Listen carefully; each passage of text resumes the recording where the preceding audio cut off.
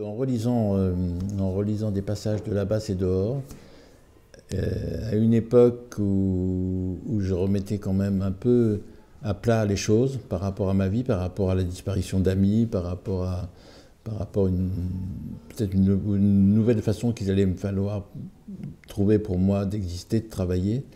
Je me suis dit, au fond, ce serait bien d'écrire ce dont je me souviens, ce que j'ai vécu. Je rencontre Chéreau, avec qui on ne se lâche plus pendant des dizaines d'années.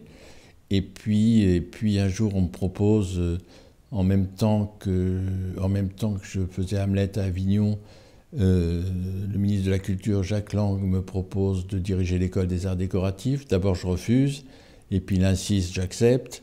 Et ça me fait rire parce que moi qui avais été viré du concours, je me retrouve directeur, sans avoir aucun examen, sans avoir rien, complètement autodidacte.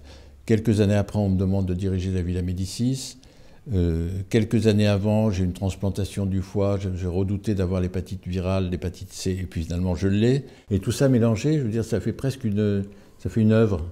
C'est une vie qui ressemble à une œuvre. Alors bien ou pas bien, raté ou pas, je ne sais pas. Mais ce qui m'intéressait, c'était d'aller chercher un peu, d'aller rôder à la frontière de tout ce qui m'est arrivé. Parce que la format plus resserré, ça va faire. Bah là, il est en train de couler. J'ai besoin du regard des gens, tout le temps.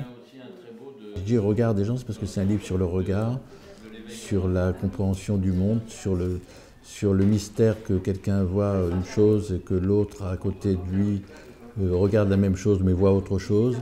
Enfin, toutes ces choses qui me paraissent absolument mystérieuses, et aussi dans ce qu'on dit, la compréhension du monde, quoi, que chacun le voit différemment.